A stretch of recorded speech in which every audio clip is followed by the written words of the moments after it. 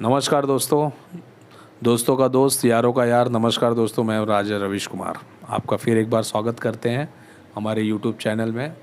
आज हम लोग बात करेंगे माननीय श्री मायावती जी के बारे में।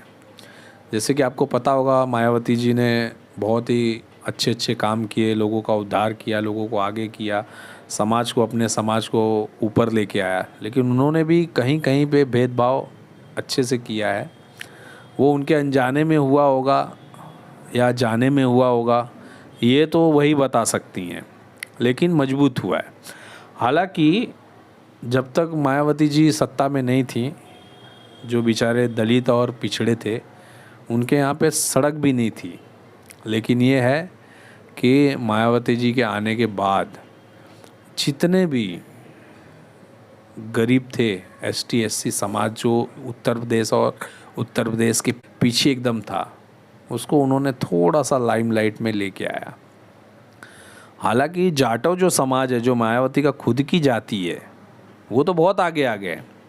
उनका तो नो डाउट, वो आरक्षण ये सब लेके बहुत ही बढ़िया से डेवलपमेंट किया उन्होंने, बहुत ही अच्छे आ गए। जाटव समाज आज किसी से कम नहीं है, किसी से कम नहीं है। लेकिन उसके ही पीछे एक है, जैसे कि हमारे गांव में बोलते हैं मुसहर, वो जो समाज है वो बहुत पीछे रह गया। उसके ऊपर किसी का ध्यान भी नहीं गया। हालांकि उनके गाँव में लाइट चली गई, बिजली चले गया, पानी की व्यवस्था हो गई, ये सब तो मायावती ने दिया, नो डाउट। उसके लिए तो मैं कभी भी किसी भी नेता के अच्छे कामों को गलत नहीं बोलूँगा। जो अपने समय पे अच्छा करके गए, उनकी तारीफ़ होगी, चाहे वो मुलायम हो, चाहे वो मायावती हो, चाहे वो नरेंद्र मोदी जैसे फायर ब्रांड नेता हों। भाई जो जैसा काम करेगा उसको, हम ये नहीं कि अगर मुलायम हमारी जाति से हैं या मायावती हमारे जाति से हैं या मोदी हमारी जाति से हैं तो हम उनका जय जयकार करेंगे। नहीं भाई, यहाँ पे कर्म की पूजा होती है। कर्म करोगे, हम खुद बखान करेंगे। हमारे जैसे लोग, जितने लोग हैं समझदार, अगर मैं बोलता हूँ कल के तारीख में मेरे घर में चोरी हुई है और मेरे ही जाति का कर रहा है, तो मैं फिर तो उसको तो गलत बोलूँगा ही ना। कि मेरी जाति का है तो भी मैं बोलूँगा नहीं भाई, आप बहुत बढ़िया काम कर रहे हो। तो मायावती जी ने जो विकास किया था और जो गुंडा राज के ऊपर थोड़ी सी लगाम लगाने की कोशिश की थी, वो काबिल तारीफ़ है। लेकिन एक चीज़ है, उन्होंने एक बहुत बड़ी गलती भी की। जैसे कि मैंने बताया आपको, जो राम समाज है, काशीराम साहब, और उनसे भी जो डाउन कास्ट में आते हैं, जैसे कि मैंने नाम लिया, उन्हें मुसहर भी कहते हैं शायद।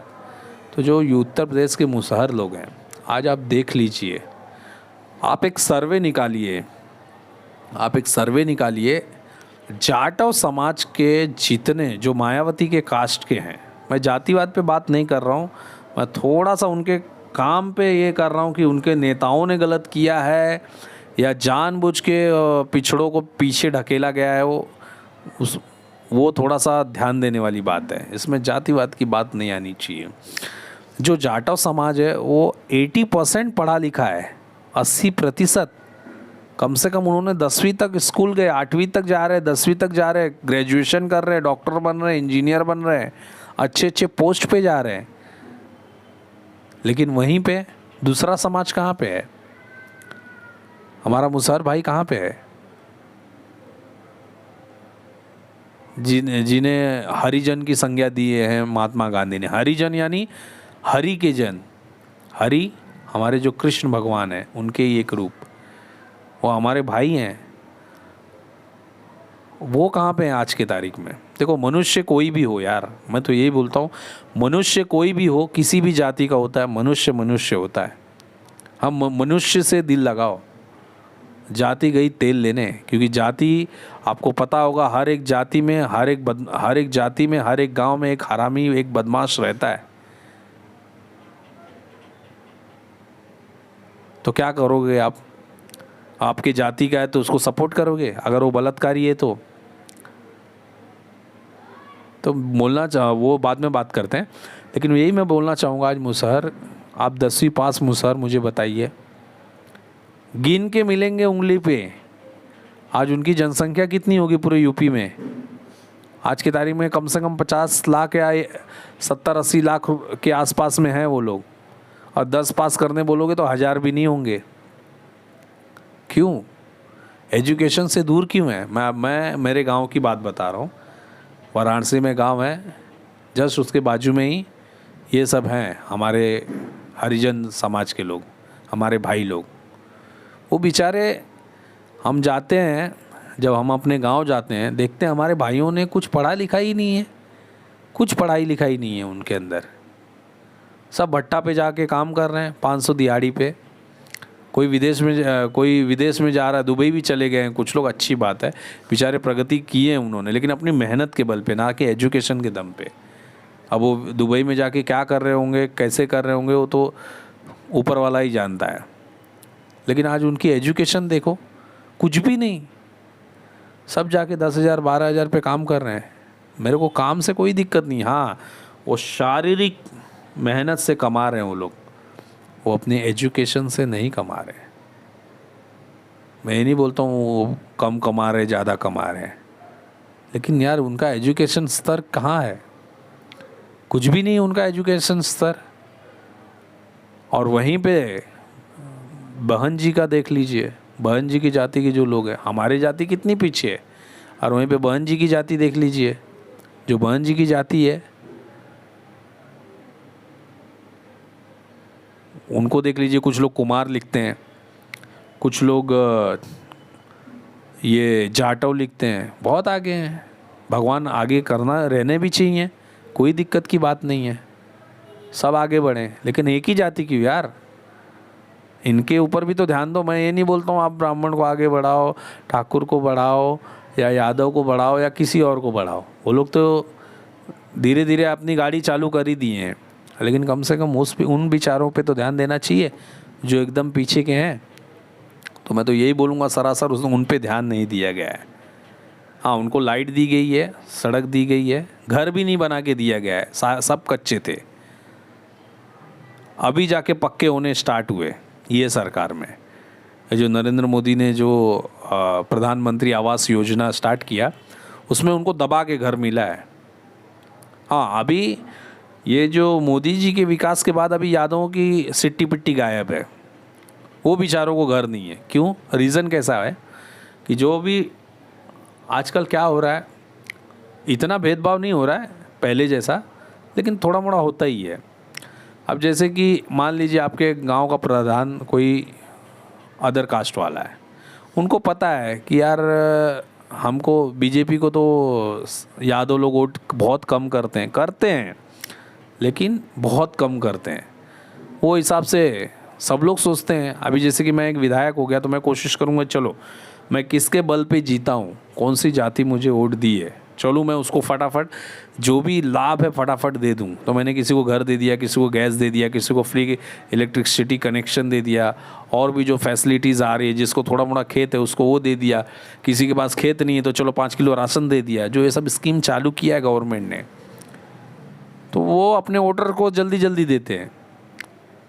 और जो यादव समाज के गरीब लोग हैं वो बेचारे वैसे के वैसे ही हैं। हालांकि मुझे पूरा यकीन है कि ये भी सरकार उन्हें वंचित नहीं रखेगी, उन्हें भी कुछ न कुछ देते जा रही है और आगे बढ़ाने का प्रयास हो रहा है। क्योंकि ये सरकार में मैं बोलता हूँ लिटरली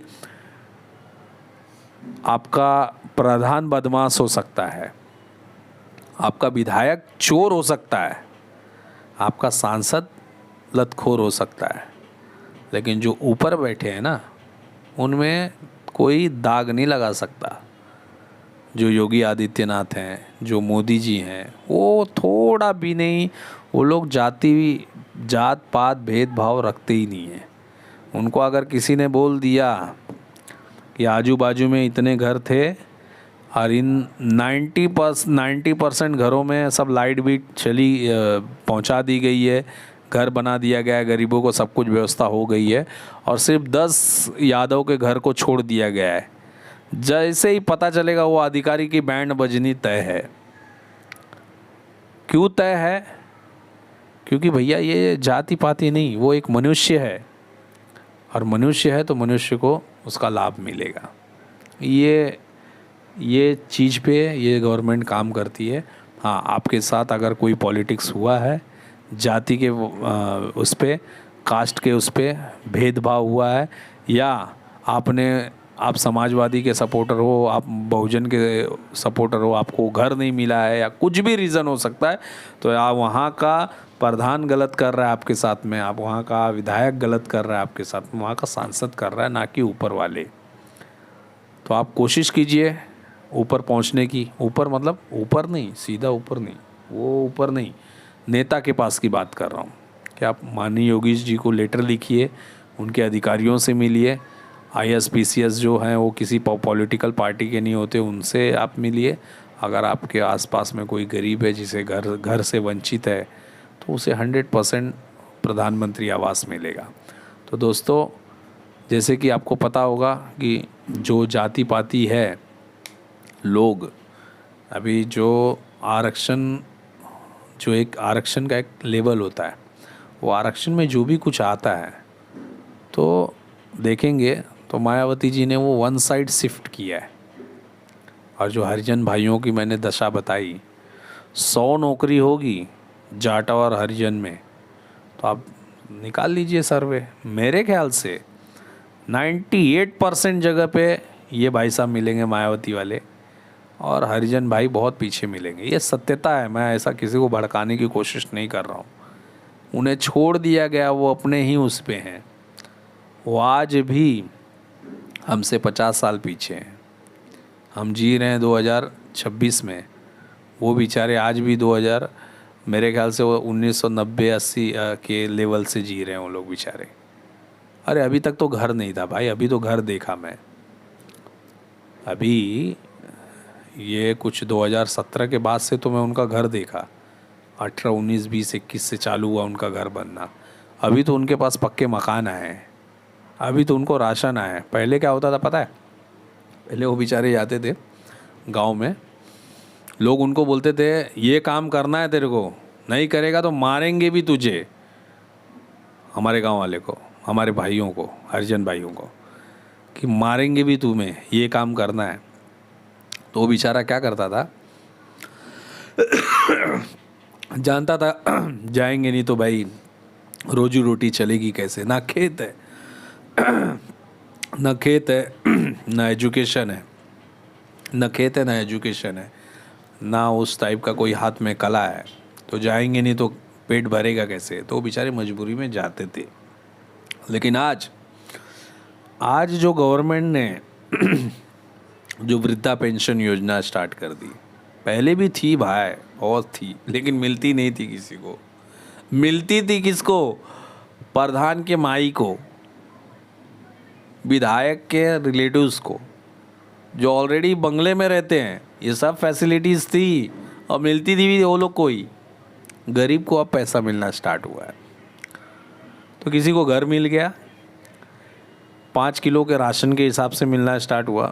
और ये सब 2-3 चीज़ जो गवर्नमेंट ने उनको, बिजली मिली थी, तो ये सब 3-4 चीज़ जो उनको मिली ना, उनसे उसका स्तर बढ़ गया। एटलीस्ट रहने के लिए पक्का मकान हो गया। अब जब पक्का मकान यानी मेरा बेस, अगर मेरा बेस मजबूत हो गया ना, तो मैं कुछ ना कुछ कर लूँगा। उसी बेस की वजह से आज वहाँ पे मेरे भाइयों में से 3 से 4 लोग आज दुबई निकल गए। क्या करते हैं पता नहीं, कमा रहे हैं, खेत लिखवा रहे हैं, और वहाँ पे अभी बाहर चल दी है। वो लोग भी भाग रहे हैं, बम्बई भाग रहे हैं, कोलकाता भाग रहे हैं, बाहर जा रहे हैं, कमा रहे हैं, पैसा कमा रहे हैं। तो ऐसा है। तो मायावती जी ने जानबूझ के किया कि नहीं किया, वो बात की बात है, बट किसी को इतना हाशिए के पीछे ढकेलने की ज़रूरत नहीं है। आज भी चले जाओ हरिजन समाज में, लोग, काफ़ी लोग मिलेंगे आपको जिनकी एजुकेशन बरोबर नहीं है।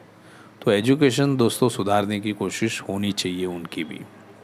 नेता आते हैं, बाबा साहेब अम्बेडकर का नाम लेते हैं, जय भीम बोलते हैं, बट साले वो लोग पढ़ाई के लिए उनको कोई मतलब व्यवस्था करके नहीं जाते हैं। वोट के लिए आते हैं बस। वोट लिए, तुम गए तेल लेने। सरकार की भी कोई मुहिम नहीं है।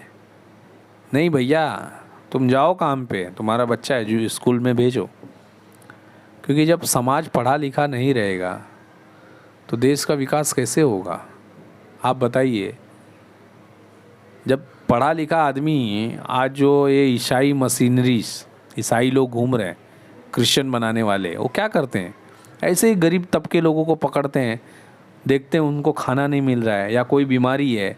अब ये तो हैं गरीब, इनको तो पता है नहीं, वो बोलेंगे आपके भगवान ये हैं, मेरे भगवान अच्छे हैं, अब ये 4,000 महीने का लो, चावल लो, दाल लो, ये लो वो लो, फंसा के चेंज कर देते हैं। बताइए, तो एजुकेशन की ही वजह से ये सब होता है। तो इसके लिए मैं सभी को अपील करना चाहूँगा कि एक बार इन पे ध्यान दिया जाए और इनको आगे बढ़ाने की एक मुहिम से जोड़ा जाए। जय हिंद, जय भारत, नमस्कार।